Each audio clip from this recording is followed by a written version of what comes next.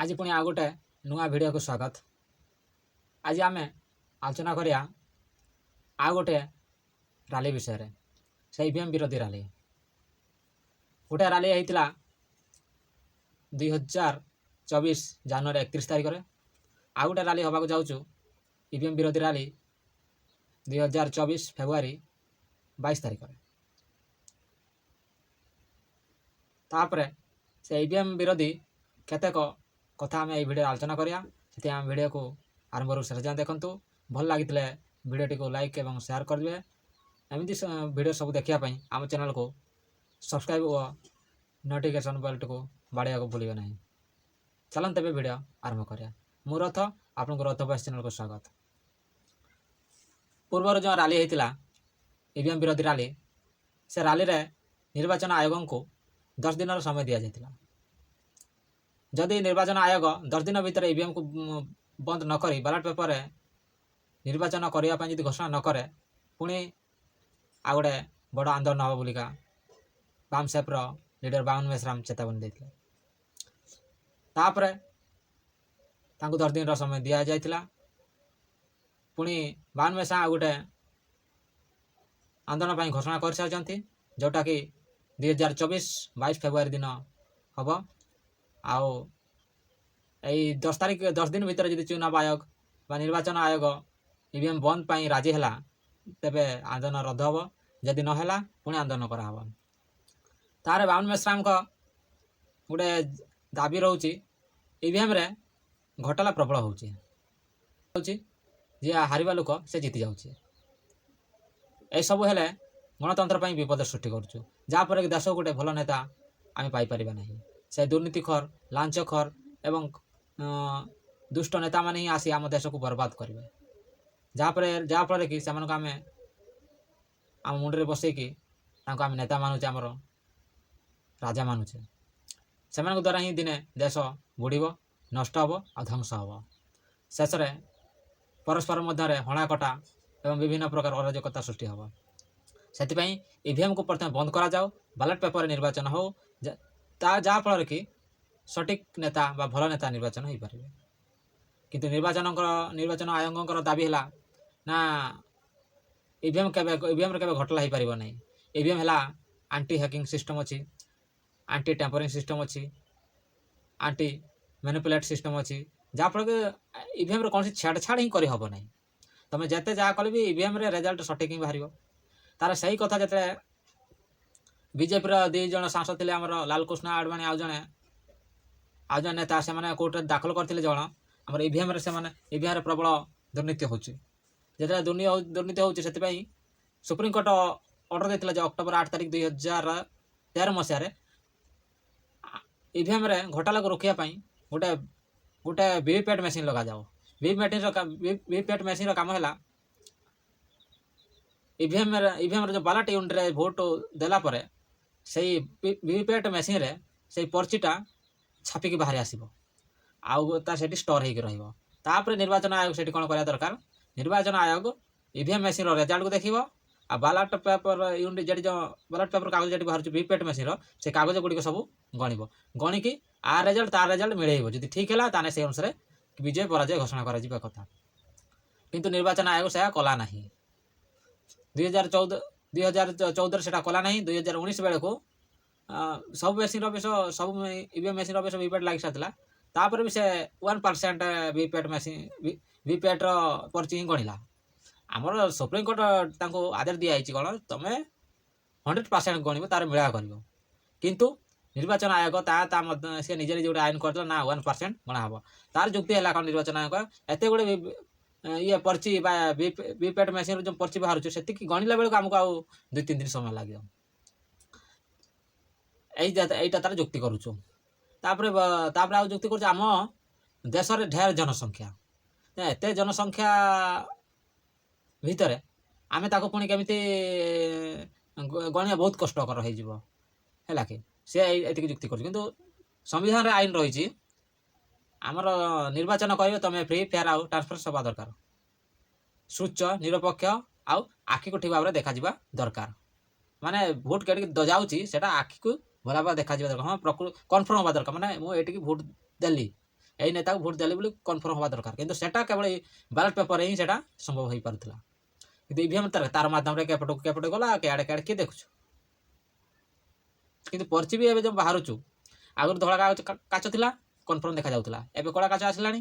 ଏବେ ଭୋଟର ପର୍ଚିଟା ବି କେଟିକି ଯାଉଛି କେଟିକି ଯାଉନି, ସେ କନଫର୍ମ ବି ଜଣା ପଡ଼ୁନାହିଁ। ଆଉ ସେଇଟା ଗୋଟେ ଓକିଲ ସଂଘ ଗୋଟେ ଡେମୋନ୍ଷ୍ଟ୍ରେସନ୍ କରିଥିଲା ଯେ ଗୋଟେ ପର୍ଚି ବାହାରୁଛି କିନ୍ତୁ ସେ କଟୁନି, ମାନେ କଟ୍ କରୁନି, ପୁଣି ସେଟା ଆଉ ଗୋଟେ ପର୍ଚି ବାହାରୁଛୁ, ସେଟା କିନ୍ତୁ କଟ୍ ହେଇକି ପଶୁଛୁ। କିନ୍ତୁ ଏଟା ଯଦି ଗୋଟେ ଟିପିଲା ବେଳକୁ ଏଟା ଗୋଟେ ବାହାରୁଛୁ, ଏଟା ଗୋଟେ ଟିପିଲା ବେଳକୁ ଏଟା ବାହାରୁଛୁ, ସେଇଭଳିଆ ହେଇଯାଉଛି। ଗୋଟେ ଆମର ଲାଇଭ୍ ଗୋଟେ ଦେଖେଇଥିଲେ ଓକିଲମାନେ, କିନ୍ତୁ ସେଇ କଥାଟାକୁ ଟିଭି ବାଲା ଦେଖିଲେନି, ସବୁ ସୋସିଆଲ ମିଡ଼ିଆରେ ସବୁଆଡ଼େ ଦେଖିଲେ। এইଭଳିଆ ଢେର ଘୋଟାଲା ହେଲା। ଘୋଟାଲା ହେଲା ପରେ ବି ବାମସାହେବ ବାମସାହେବ କହିଲାଣି କ'ଣ, ଏବେ ପୁଣି ଆଉ କିଛି ଯଦି ସଂଯୋଗ କରାହବ ପୁଣି ସେଇ ଘୋଟାଲା ହେବ। କାହିଁକିନା ଇଭିଏମ୍ ମେସିନ୍ ଯିଏ ତିଆରି କରୁଛୁ, যে কোম্পানি ତିଆରି କରୁଛି, ସେ କମ୍ପାନୀର ଉପରେ ସେ ଶାସକ ଦଳ ଲୋକ ଅଛନ୍ତି। 6 ଜଣ ଡାଇରେକ୍ଟର ଭିତରୁ 4 ଜଣ ହେଲା ଶାସକ ଦଳର ଲୋକ, ସେମାନେ ଡାଇରେକ୍ଟର ସେଠି ଅଛନ୍ତି। ତାହେଲେ ଦେଖ, ସେ ତ ଇଭିଏମ୍ ବିଷୟରେ ସେ ତାଙ୍କୁ ଭଲ ଭାବରେ ଜଣାଥିବ ଇଭିଏମ୍ର ଦୋଷ ଦୁର୍ବଳତା କେଠି। ସେ କ'ଣ ତା ଦଳକୁ ତାଙ୍କ ଦଳକୁ ସେମାନେ କ'ଣ ଚାହିଁବେନି କି ଯେମିତି ହେଲେ ଜିତିଯାଉ ବୋଲିକା, ନିହାତି ଚାହିଁବେ। ଏଇଥର ପୁରା ହାଲି ହେଲା ଚଣ୍ଡିଗଡ଼ର ନିର୍ବାଚନ, ସେଠି ଆମ ଆଦମୀ ଆଉ କଂଗ୍ରେସ ତାଙ୍କର ମେଣ୍ଟ କରିକି ନିର୍ବାଚନ ଲଢ଼ୁଥିଲେ। ଆଉ ସେଠି ବିଜେପି ଆରାମସେ ଜିତିଗଲା। କେମିତି ଜିତିଗଲା? ଧରାଯାଉ ଆଙ୍କର ଥିଲା କେତେ, ଆଙ୍କର କେତେ ଯାହା ହଉ ଠିକ୍ରେ ମନେ ପଡ଼ୁନି, ଆଙ୍କର 20ଟା ନା 20ଟା ପାଖାପାଖି ଭୋଟ୍ ଥିଲା ବୋଧେ ଯିଏ ଜିତିବା ଲୋକ, କିନ୍ତୁ ଆଙ୍କର କେତେ କମ୍ 12ଟା ଥିଲା ଭୋଟ୍। ସେ ଭିତରେ ଆଙ୍କୁ ଗୋଟେ ଅଧା ଗାରେଇ ଗୁରାକିରି ସେ ଚୁନାବ ଆୟୋଗର ଏଜେଣ୍ଟ ଯିଏ ଥିଲା, ସିଏ ଗାରେଇ ଗୁରା କରିକି କିଛି ଭୋଟ୍ ଗୁଡ଼ାକ ନାକଚ କରିଦେଲା। ସେଇଠୁ ଆମ ଆଦମୀ ଆଉ କଂଗ୍ରେସ ମେଣ୍ଟ ଜିତିବା କଥା ଥିଲା, ତାର ମେୟର ଜଣେ ଜିତିବା କଥା ଥିଲା, କିନ୍ତୁ ଏଠି ବିଜେପିର ମେୟର ଜିତିକି ଗଲା। ତାପରେ ସେଇ କଥାକୁ ଯେତେବେଳେ କୋର୍ଟରେ କେସ୍ କରାଗଲା, କୋର୍ଟ ଡାଇରେକ୍ଟ କହିଲା କ'ଣ, ଏଇ ରକମ ଲୋକତନ୍ତ୍ର ହତ୍ୟା ହେଉଛୁ, ସେଇ ପୋଲିଂ ଏଜେଣ୍ଟ ଯିଏ ରହିଲା ତାକୁ ଦଣ୍ଡିତ କରାଯାଉ। ପୋଲିଂ ଏଜେଣ୍ଟ ଆମର ଯିଏ ଯେଉଁ ନିର୍ବାଚନ ଆୟୋଗର ଏଜେଣ୍ଟ ଯିଏ, ତାକୁ ଦଣ୍ଡିତ କରାଯାଉ, ସେଟା ଗୋଟେ ଡିକ୍ଲେୟାର କରିଦେଲା। ଏଇ କଥାକୁ ସବୁ ବିରୋଧୀ ଦଳ ଏବେ କହୁଛନ୍ତି, ଯଦି ସାଧାରଣତଃ ମେୟର ଇଲେକ୍ସନ ପାଇଁ ଏତେ ବଡ଼ କ୍ୟାମେରା ସାମ୍ନାରେ, ସିସିଟିଭି ସାମ୍ନାରେ ଘୋଟାଲା ହେଇପାରୁଛି, ମାନେ 36ଟା ଭୋଟ୍ ପାଖାପାଖି ସେ ଗଣି ପାରିଲାନି, ତାହେଲେ ଆମର ଇଭିଏମ୍ରେ ତ କେତେ ଘୋଟାଲା ହେଉନଥିବ। এটা তো ଗୋଟେ ଫିଜିକାଲି ସେ ଜାଣିଶୁଣି ଘଟଲା କରିଦେଲେ, ତାହେଲେ ତଥାପି ଧରା ପଡ଼ିଲା। ଫିଜିକାଲି ଘଟଲା କଲା କ'ଣ ହେଲା, ଧରା ପଡ଼ିଲା, କ୍ୟାମେରା ଧରା ପଡ଼ିଲା। କିନ୍ତୁ ଇଭିଏମ୍ରେ ଯେ ଭୋଟ୍ଟା କେଟିକି ଯାଉଛି, ସେଟା ତ କିଛି ସିଷ୍ଟମ୍ କିଛି ଜାଣା ହିଁ କେହି ଜାଣିପାରିବେ ନାହିଁ, କାହିଁକିନା ସେ ତ ତାର ଗଲା, ତାର ରେଜଲ୍ଟ ବାହାରିଲା। ସେଥିପାଇଁ ଯେପର୍ଯ୍ୟନ୍ତ ବିରୋଧୀମାନେ ଇଭିଏମ୍ ବିରୋଧୀରେ ଆନ୍ଦୋଳନ ଏଯାଏଁ କରୁନାହାନ୍ତି, କାହିଁ କରୁନାହାନ୍ତି, ସେମାନେ ବିଜେପିକୁ ବିଜେପି ବାଲାଙ୍କୁ ସେ ଡର ତାଙ୍କୁ ଲାଗୁଛି। କାହିଁକି ବିଜେପି ବାଲା ତାଙ୍କୁ କାଳେ ଇଡି ସିବିଆଇ ଲଗେଇ ଦେଇକି ବିରୋଧୀ ବାଲାଙ୍କୁ ଜେଲରେ ପୁରେଇ ଦେବେ, ସେଇ କଥା ବିରୋଧୀ ପ୍ରବଳ ଡର ବିରୋଧୀଙ୍କୁ। ଆରେ ଗୋଟେ କଥା, ତମେ ଯଦି ସତରେ ସଚୋଟ ଅଛ ବିରୋଧୀ, ତମେ ଡରୁଛ କାହିଁକି? କିନ୍ତୁ ବିରୋଧୀ ବି ତାର କିଛି କଳା ଥିବ, କାହିଁକିନା ବିରୋଧୀରେ କିଛି ବି ଦୋଷ ଥିବ, ନହେଲେ ସେ ଡରିବ କାହିଁକି?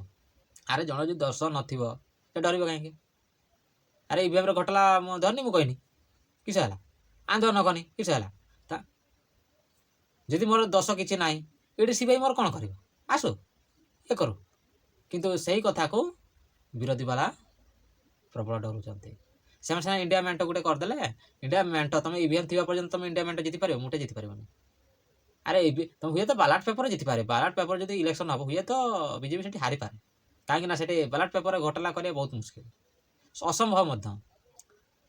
ବାଲାଟ ପେପରରେ ଘୋଟାଲା କରିବା ଅସମ୍ଭବ ମଧ୍ୟ, କାହିଁକିନା ସେଇ ପର୍ଚି ଗୁଡ଼ା ସେକେଣ୍ଡ ଥରକୁ ମାନେ ତାପରେ ବି ତାକୁ ରିକାଉଣ୍ଟିଂ କରାଯାଇପାରିବ, କିନ୍ତୁ ଇଭିଏମ୍ଟା ରିକାଉଣ୍ଟିଂ କରିବା ସମ୍ଭବ ନୁହଁ।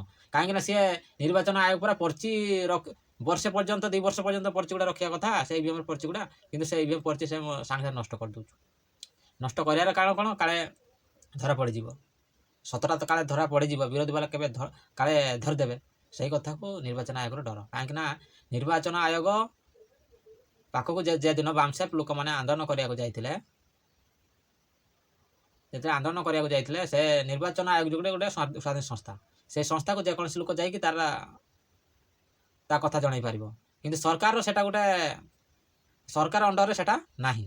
ସେଟା ଗୋଟେ ସଂସ୍ଥା ସ୍ୱାଧୀନ ସଂସ୍ଥା। ଆମର ସୁପ୍ରିମକୋର୍ଟ ଗୋଟେ ସ୍ୱାଧୀନ ସଂସ୍ଥା, ଆମେ ଯଦି କୋର୍ଟ ସ୍ୱାଧୀନ ସଂସ୍ଥା। ଆଉ ତାପରେ ଆମର ନିର୍ବାଚନ ଆୟୋଗ ସେଗୁଡ଼ା ସ୍ୱାଧୀନ ସଂସ୍ଥା, ସେଠି କୌଣସି ସରକାର ହସ୍ତକ୍ଷେପ କରିପାରିବ ନାହିଁ।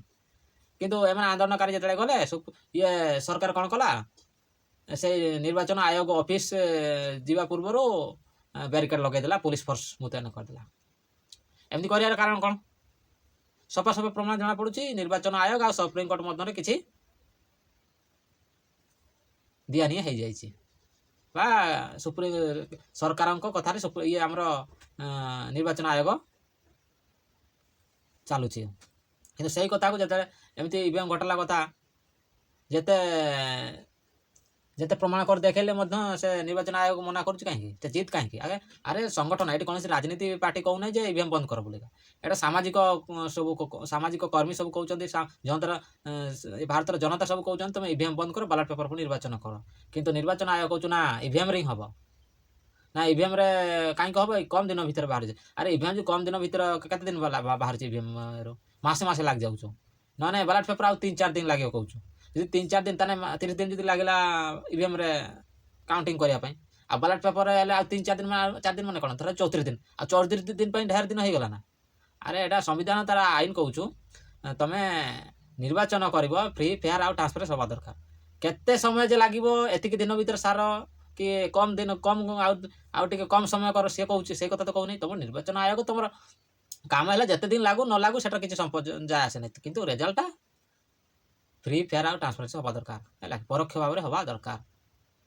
କିନ୍ତୁ ସଠିକ୍ ନେତାଟା ବାଛିବା ଦରକାର। ମାନେ ସଠିକ୍ ନେତାଟା ଆମ ସମ୍ବିଧାନକୁ ସଂସଦକୁ ଆସିବା ଦରକାର। କିନ୍ତୁ ସେ ମନା କରୁଛି। ତାହେଲେ କ'ଣ ପାଇଁ ମନା କରୁଛୁ? ବିଜେପି ସାଙ୍ଗରେ ତାର ରିଲେସନ୍ ରହିଛି, ବିଜେପି ତାକୁ ମନା କରିତେ କହୁଛୁ। କାହିଁକିନା ବିଜେପି ସେ ବାରମ୍ବାର ଦେଖୁଛୁ, ବିଜେପିର ଏତେ ଜନ ଆଧାର ନାହିଁ, ମାନେ ଏତେ ଲୋକ ହାବା ନାହିଁ। ବିଜେପିରେ ଏତେ ହାବା ନାହିଁ, କିନ୍ତୁ ଅନ୍ୟ ଦଳମାନଙ୍କ ହାବା ବହୁତ ରହୁଛି ହେଲା କି, ତଥାପି ସେମାନେ ହାରି ଯାଉଛନ୍ତି। ଆମର ଯେଉଁ ବିଜେପିର ବିରୋଧୀ ବାଲା କହୁଛନ୍ତି, ବିଜେପିର ଯେତିକି ଜଣ ଦାବି କରିଥିଲା 15 ଲକ୍ଷ ଟଙ୍କା ଅଙ୍କି କରିବା, କେତେ 22 ଟ୍ରିଲିୟନ୍ କି କେତେ ଟ୍ରିଲିୟନ୍ ଆମର ଇକୋନୋମି କରିବା କଥା, ସେଗୁଡ଼ା ତ କେବେ ଗୋଟେ କି ପୂରଣ ହେଲା ନାହିଁ। ପୁଣି ଏତେ ଭୋଟ୍ରେ ପୁଣି ଜିତିଲା 2019 ଇଲେକ୍ସନ୍ରେ, ସମସ୍ତଙ୍କୁ ଆଶ୍ଚର୍ଯ୍ୟ। କିନ୍ତୁ ଆମ ଭାରତରେ ହିଁ ଇଭିଏମ୍ରେ ଇଲେକ୍ସନ୍ ହେଉଛି, ଆଉ କେତେଟା ଛୋଟ ଛୋଟ ଦେଶରେ, ନହେଲେ ଅନ୍ୟ ଦେଶ ସବୁ ବନ୍ଦ କରିଦେଇସାରିଲାଣି। କାହିଁକି ବନ୍ଦ କରିଦେଇସାରିଲାଣି? ସେମାନେ ଜାଣିଗଲେ ଇଭିଏମ୍ ମାଧ୍ୟମରେ ଘୋଟାଲା ସମ୍ଭବ ହେଇପାରିବ। କାହିଁକିନା ଇଭିଏମ୍ରେ ସିନା ନେଟ୍ ରହିବନି, ସେଠି ତ ଇଲେକ୍ସନ୍ କମିଶନକୁ ଯିଏ ହାତ କଲା, ଇଲେକ୍ସନ୍ କମିଶନ କ'ଣ, ସିଏ ଯେତେବେଳେ ଜଣଙ୍କର ଧରାଯାଉ ତାର ଚିହ୍ନକା କମ୍ପ୍ୟୁଟର ସଂଯୋଗ କରି ଯେଉଁ ଇନଷ୍ଟଲ୍ କରାଯାଉଛି କୋଉଠିକି ଇଭିଏମ୍ରେ, ଆଉ ସେତେବେଳେ ସେଇ କୋଡ଼୍ ଫୋଡ଼ ଥିବନି କି, ସେତେବେଳେ ସିଏ ବି ଇନଷ୍ଟଲ୍ କରିଦେଇପାରିବ, ରେଜଲ୍ଟ ଏତିକି ଦେଖେଇବ ବୋଲିକା। ସେଠି ବି କରିବା ସମ୍ଭବ, କାହିଁକିନା ସେ ବୈଦ୍ୟୁତିକ ଯନ୍ତ୍ର ନା। କିନ୍ତୁ ବାଲାଟ ପେପର ଯେ ହେଇଛି ଏଟା ସମ୍ଭବ ନୁହେଁ, ଏଟା ପୁରା ବୈଦ୍ୟୁତିକ ଯନ୍ତ୍ର। ସେଠି ବି ସାର୍କିଟ୍ ରହୁଛି, ଏଠି ବି ସାର୍କିଟ୍ ରହୁଛି, ବ୍ୟାଟେରୀ ବି ରହୁଛି, ଇଲେକ୍ଟ୍ରିକ୍, ଏଟା ବି ଇଲେକ୍ଟ୍ରିକ୍ ରହୁଛି, ସେଟା ବି ଇଲେକ୍ଟ୍ରିକ୍ ରହୁଛି। ସାଧାରଣତଃ ରିମୋଟ୍ ଗୁଡ଼ାରେ ଆମର ଟିଭି ବା ଆଗରୁ ଭିଡ଼ିଓ ଯେଉଁ ଚାଲୁଥିଲା, ରିମୋଟ୍ ଏଠି ଯାହା ଟିପ ସେଟା ଭିଡ଼ିଓରେ ତାହା ଦେଖେଇବ। ଆଗରୁ ଭିଡ଼ିଓ ଥିଲା, କ୍ୟାସେଟ୍ ଏଠି ଓପନ୍ ମାରିଲେ କ୍ୟାସେଟ୍ ବାହାରି ଯାଉଥିଲା, ଅଫ୍ ମାରିଲେ କ୍ଲୋଜ୍ ମାରିଲେ କ୍ୟାସେଟ୍ ପଡ଼ି ଯାଉଥିଲା। ଏରକମ ଏଟା ବି କରିବା ସମ୍ଭବ।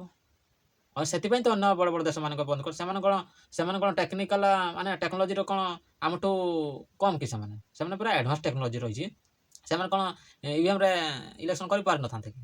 ବାଲଟ ପେପର କରୁଛନ୍ତି କାହିଁକି? ସେ ଘୋଟାଲା ହେଲା, ପ୍ରବଳ ଘୋଟାଲା ହେଲା। ସେଠିକା ସାମାଜିକ କର୍ମୀ ଆଉ ଜନତା ସବୁ ଆନ୍ଦୋଳନ କଲେ, ଯାହାଫଳରେ ସେଠିକା ସରକାର ସେ ବାଧ୍ୟ ହେଲେ ଏସବୁ କରିବା ପାଇଁ। ସେଥିପାଇଁ ସେଠି ଏଯାଏଁ ଇଭିଏମ୍ ବନ୍ଦ ରହିଛି। କିନ୍ତୁ ଆମ ଭାରତରେ ଏଠି ଇଭିଏମ୍ ବନ୍ଦ କରିବା ପାଇଁ ଶାସକ ଦଳ କେବେ ରାଜି ହେବନି। କାହିଁକି ରାଜି ହେବନି? ସେ ଇଭିଏମ୍ ମାଧ୍ୟମରେ ହିଁ ଜିତୁଛି ନା। ତେଣୁକରି ଲୋକଙ୍କର ଭୋଟ୍ କିଏ ଆବଶ୍ୟକ? ତେଣୁକରି ଦେଶର ବି କାମ କରିବା କି ଦରକାର? ସେ ତ ଇଭିଏମ୍ ମାଧ୍ୟମରେ ଭୋଟ୍ ନେଲା, ତାର ଜିତିଗଲା, ନୋ ଟେନସନ୍। ସେଇ କଥାକୁ ସବୁ ଆନ୍ଦୋଳନକାରୀ ଟିଭିରେ ଦେଖୁଥିଲି, ସେ ଟିଭିରେ ତ ଦେଖୁନଥିଲା, ଆମର ନ୍ୟାସନାଲ୍ ମିଡ଼ିଆରେ ସେଇ କଥା ସବୁ ଆନ୍ଦୋଳନକାରୀ ମାନେ ଆଲୋଚନା କରୁଥାନ୍ତି। ମୁଁ ଇଭିଏମ୍ ବିଷୟରେ ଏତେ କିଛି ଜାଣିନଥିଲି, କି ଏତେ ଲୋକ ଘୋଟାଲା କି ହଁ ଇଭିଏମ୍ରେ ଆମେ ଯାଉଛେ ଭୋଟ୍ ଗୋଟେ ଦେଇ ଆସିଲେ ହେଲା କଥା, ତାପରେ ଯେ ଜିତିବା ଲୋକ ଜିତିଛୁ ଆଉ। କିନ୍ତୁ ଇଭିଏମ୍ରେ ଏତେ ଲୋକ ଘୋଟାଲା ହେଲା ବୋଲି ମୋର ବି ମନେ ନଥାଏ, ମୋର ବି ଏତେ ମୁଁ ମାଇଣ୍ଡକୁ ନେଇନଥିଲି। ଯେତେବେଳେ ମୁଁ ଜାଣିନି ପ୍ରକୃତ ଜିନିଷ ଇଭିଏମ୍ରେ ଘୋଟାଲା ହେଉଛି, ଡେମୋ ଫେମୋ ଦେଖେଇଲେ କୁକିଲ ସଂଘ, ହଁ ତ ଆପୁଲ୍ ଗୋଟେ କିଲା ବେଳକୁ ବାନାନା ବାହାରୁଛୁ ହେଲା କି, ତାପରେ ତରଭୁଜ ଗୋଟେ ପିଲା ବେଳକୁ ସେଇ ବାନାନା ବାହାରୁଛୁ ଏଇଭଳିଆ। ତାପରେ ସେତେବେଳେ ପ୍ରବଳ ଆନ୍ଦୋଳନ ଗୋଟେ ଦେଖାଗଲା, ସେ ମାନେ ଏତେ ଲୋକ ଇଭିଏମ୍ ବିରୋଧ ଦେଖନ୍ତି। ଆମ ଓଡ଼ିଶାରେ କାହିଁ ଇଭିଏମ୍ ବିଷୟରେ ଏତେ ଆଲୋଚନା ନାହିଁ, ଲୋକଙ୍କର ବି ଏତେ ଚେତନା ନାହିଁ କିସ କଥା। ସେଠୁ ସେଇଦିନ କହିତେ ଗଲେ ସେ ଆନ୍ଦୋଳନ ତା ପରଦିନ ସେଇ ସୋସିଆଲ ମିଡ଼ିଆରେ ଲାଗ ଦେଖିଲେ ପରେ ସତରେ ଏଇ ଜିନିଷଟା ହେଉଛି। ନହେଲେ ଏମାନେ ଏତେ ଲୋକ ଆସନ୍ତେ କାହିଁକି, ନହେଲେ ସେମାନେ ବି ଯୁକ୍ତି କରୁଥିଲେ ବାହାର ଦେଶମାନଙ୍କରେ କାହିଁକି ଏମିତି ହେଉନି, ବ୍ୟାଲଟ୍ ପେପର ହିଁ ନିର୍ବାଚନ ହେଉଛି କାହିଁକି। ହଁ ସେଟା ବି ସତ କଥା। ଆଉ ଇଲେକ୍ସନ କମିଶନ ବି କହୁଛ ଅଧିକା 4 ଦିନ ଲାଗିବ। ଆରେ ଅଧିକା 4 ଦିନ ଲାଗୁଛି 5 ଦିନ ଲାଗେ, ସେଟା ତୋର ଗଣିବା କଥା, ତୁ ଭଲ ରେଜଲ୍ଟ ଦେଖେଇବା କଥା, ମାନେ ସଠିକ୍ ରେଜଲ୍ଟ ଦେଖେଇବା କଥା। ଅଧିକା ଗଣିବ, ଅଧିକା ଦିନ ଗଣିନା କିସ ହେବ। ସେ ପୁଣି ଆଗରୁ ନିର୍ବାଚନ ହେଉଥିଲା ନା ବ୍ୟାଲଟ୍ ପେପର, ସେ କେତେ ଦିନ ଲାଗୁଥିଲା ସେତିକି ଦିନ, ପୁଣି ଏବେ କ'ଣ ଆହୁରି ଲୋକ ଡବଲ ବଢ଼ିଲେ ନା କିସ, ନା ଅନ୍ୟ ରୁଷିଆ ଚାଇନା ଏମାନଙ୍କଠୁ ଆମର ଜନସଂଖ୍ୟା ଅଧିକା ନା କିସ ହେଲା। କିନ୍ତୁ ମିଶି ଯାଇଛନ୍ତି ମାନେ ଏବେ ବି ଇଲେକ୍ସନ ଯଦି ହେବ 2024 ଇଭିଏମ୍ ଯଦି ଇଲେକ୍ସନ ହେବ, ଗ୍ୟାରେଣ୍ଟି ବିଜେପି ଜିତିବ କେନ୍ଦ୍ରରେ। ଆଉ ଯଦି ବ୍ୟାଲଟ୍ ପେପରରେ ନିର୍ବାଚନ ହେବ, ସେଟା ଇଣ୍ଡିଆ ମେଣ୍ଟ ଜିତିଯିବ। ଆଉ କାହିଁକି ନା ବ୍ୟାଲଟ୍ ପେପର ନିର୍ବାଚନ ହେଲେ ଇଣ୍ଡିଆ ମେଣ୍ଟ ଟିକେ ହାବା ଭଲ ଏବେ ଚାଲିଛି। କାହିଁକି ନା ଇଣ୍ଡିଆ ମେଣ୍ଟର ମ୍ୟାକ୍ସିମମ୍ ଆମର ମମତା ବାନାର୍ଜୀ ମିଶିଛି ସେଠି, ଅରବିନ୍ଦ କେଜରିୱାଲ, ତାପରେ ଆମର ଏପଟେ ଲାଲୁ, ଏପଟେ ଅଖିଳେଶ, ସେମାନେ ସବୁ ତାଙ୍କର ସେଇ ରାଜ୍ୟରେ ସେମାନଙ୍କର ସରକାର ଅଛି ନା, ତେଣୁକରି ସେମାନଙ୍କର ଇଣ୍ଡିଆ ମେଣ୍ଟର ମ୍ୟାକ୍ସିମମ୍ ଦଳ 28ଟି ଦଳ ପାଖାପାଖି ମିଶିଛନ୍ତି। ଆଉ ଏନ୍ଡିଏ ବିଜେପିର ଦଳରେ କାହିଁ ସେରକ ବଡ଼ ବଡ଼ ସଂଗଠନ ମିଶି ନାହାନ୍ତି, କେବଳ ବିଜେପି ହିଁ ମ୍ୟାକ୍ସିମମ୍ ଭୋଟ୍ ପାଇକି ସେ ଜିତିଥିଲା। କିନ୍ତୁ ଏଥର ମୋଦି କହିଲାଣି 400 ପାର କରିଦେବ। ହଁ ସମ୍ଭବ, କାହିଁକି ସମ୍ଭବ ନୁହେଁ, ଇଭିଏମ୍ ଅଛି ମାନେ ସବୁ ସମ୍ଭବ, ଏଟା ଅସମ୍ଭବ ନୁହେଁ। ଇଭିଏମ୍ ପରା ଏଟା ଇଭିଏମ୍ ସେ ପାର୍ଟିକୁ ନେତାକୁ ଜିତୁଛୁ, ଏଟା ଜନସାଧାରଣ ତ ଜିତୁନାହାନ୍ତି ନା। ତେଣୁକରି ଏତେ କନଫର୍ମ କହିପାରିବା ଅର୍ଥ ଇଭିଏମ୍। ଆଗରୁ ତ ନେତାମାନେ ଥିଲେ ଆମର କଂଗ୍ରେସ ଥିଲେ, ରାଜୀବ ଗାନ୍ଧୀ, ଇନ୍ଦିରା ଗାନ୍ଧୀ, କେବେ 400 ପାର କରିନାହାନ୍ତି ହେଲା। କିନ୍ତୁ ଆଉ ମୋଦି ଯେଥର ବି କହିଛି ଆମେ ଏତିକି ପାର କରିବେ, ଏତିକି ଭୋଟରେ ଜିତିବା, ଏତିକି ଆମର ସଦସ୍ୟ ଆସିବେ ଲୋକସଭାରେ, ଯେତିକି କହିଛି ସିଏ ସେତିକି ହିଁ ଆସିଛି। କାହିଁକି, ସେ କନଫର୍ମ ଆଗରୁ ସେଟିଂ ସରିଛି, ତାମାନେ ଇଭିଏମ୍ର ସେଟିଂ ଆଗରୁ ସରିଯାଇଛି। ଏତିକି ଜାଗାରେ ଏତିକି ଲୋକସଭାରେ ଆମର ଲୋକ ଆସିବେ, ପୁରା ସେଟିଂ ହେଇଯାଇଛି। ତେଣୁକି ତୁମେ ଯେତେ ଯାହା କଲ ଏଠି ବିଜେପି ବିରୋଧରେ ତୁମେ ଯେତେ ପ୍ରଚାର କର କ'ଣ ହେବ, କିଛି ଫାଇଦା ନାହିଁ। କିନ୍ତୁ ଏଯାଏଁ ଯଦି ବିରୋଧୀ ଚାହିଁବେ ବିଜେପି ରୋକିପାରିବେ। କେମିତି ଚାହିଁବେ, ଯଦି ସେମାନେ ଇଭିଏମ୍ ବିରୋଧରେ ଆନ୍ଦୋଳନ ଜୋରସୋର କରିବେ, ସାମାଜିକ କର୍ମୀମାନଙ୍କ ଭଳିଆ କର୍ମୀମାନଙ୍କ ସହିତ ମିଶିକି ବି, ବା ତାଙ୍କ ଭଳିଆ କନେ ବି ଅଲଗା ହେନେ କର। ଯଦି ବାମସାହେବ ସାଙ୍ଗରେ ତୁମେ ମିଶୁନ ସଂଗଠନ, ବାମସାହେବ ଅବଶ୍ୟ କଂଗ୍ରେସ ବିରୋଧ ବି କୁହେ ହେଲା। ଯଦି ତୁମେ ଚାହୁଁନ ବାମସାହେବ ସାଙ୍ଗରେ ମିଶିକି ଆନ୍ଦୋଳନ କରିବା, ନ କର। ଯଦି ନିଜେ ଆନ୍ଦୋଳନ ଲାଗଲା କରିବ, ବାଧ୍ୟ ହେବ ବିଜେପି ସରକାର ଇଭିଏମ୍କୁ ବନ୍ଦ କରିବା ପାଇଁ। କାହିଁକି, ବିଦେଶରୁ ସବୁ ଆସିବ ନା ଲୋକ, ବିଦେଶର ମିଡ଼ିଆ ସବୁ ଆସିବେ ସତ କହିତେ ଇଭିଏମ୍ ମାଧ୍ୟମରେ ସରକାର କରୁଛି, ଏଟା ବ୍ୟାନ୍ କରିଦେବେ ସେମାନଙ୍କୁ। ସେ ବିଜେପି ଯେଉଁ ସରକାର ଗଠନ ହେଲା, ଏଟା ଗୋଟେ ମାନେ ବ୍ୟାନ୍ କରିଦେବେ ସେମାନେ। ସିଆଡ଼ୁ ସେମାନଙ୍କୁ ମାନେ କ'ଣ କରିବେ, ଆମର ସାଂସନ ଲଗେଇଦେବେ ହେଲା କି, ଯାହାଫଳରେ କି ଆମେ ହଇରାଣ ହେବା ମାନେ ଅଟୋମେଟିକ୍ ପ୍ରବଳ ଗୋଟେ ମାରପିଟ, ଗଣ୍ଡଗୋଳ, ଆଇନ ଅମାନ୍ୟ ଆନ୍ଦୋଳନ ଇତ୍ୟାଦି ଦୁନିଆରେ ବାହାରିବ। ତାପରେ ପୁଣି ଇଂରେଜ ସରକାର ଆଉ ଆମେ ମଧ୍ୟ ଯେମିତି ଜୋରସୋର ଆନ୍ଦୋଳନ ହେଇଥିଲା, ଲାଷ୍ଟ ସେଇରକମ ବିଜେପି ଆଉ ଅନ୍ୟ ଦଳ ମଧ୍ୟରେ ବି ଜନସାଧାରଣ ମଧ୍ୟ ହେବ, ହେଲା ପରେ ପୁଣି ବିଜେପି ହଟିବ, ଶେଷରେ ବିଜେପି ପୁରା ନିଶ୍ଚିହ୍ନ ହେଇଯିବ। ଯଦି ବିଜେପି ତାର ଭଲ ଦଶା ଅଛି, ଜନସାଧାରଣ ବିରୋଧ କରୁଛନ୍ତି, ତାଙ୍କ କଥାଟା ମାନିଯିବା ଦରକାର। ମାନିଗଲା ପରେ ପୁଣି କଂଗ୍ରେସକୁ ଇଣ୍ଡିଆ ମେଣ୍ଟକୁ 2 ଥର ଆଡ଼େ ଛାଡ଼ିଦିଅ, ପୁଣି ଆଉ ଥରେ ଜିତିଯିବ, କ'ଣ ଅଛି। ଆଉ ଥରେ ଜିତିଗଲେ ପୁଣି ତୁମର ଯେମିତି ଚଳେଇବା କଥା ଚଳେଇଲ। ଆରେ କହନ୍ତିନି କି, ଲୋକଙ୍କୁ ଏତେ ହଇରାଣ କରନି ଯେ ଲୋକ ହିଁ ହଇରାଣକୁ ଭୁଲିକି ତୁମ ବିରୋଧରେ ଲାଗିଯିବେ ହେଲା କି, ସେଇଭଳିଆ କଥା। ଆଜି ପାଇଁ ଏ ଭିଡ଼ିଓରେ ଏତିକି, ଧନ୍ୟବାଦ।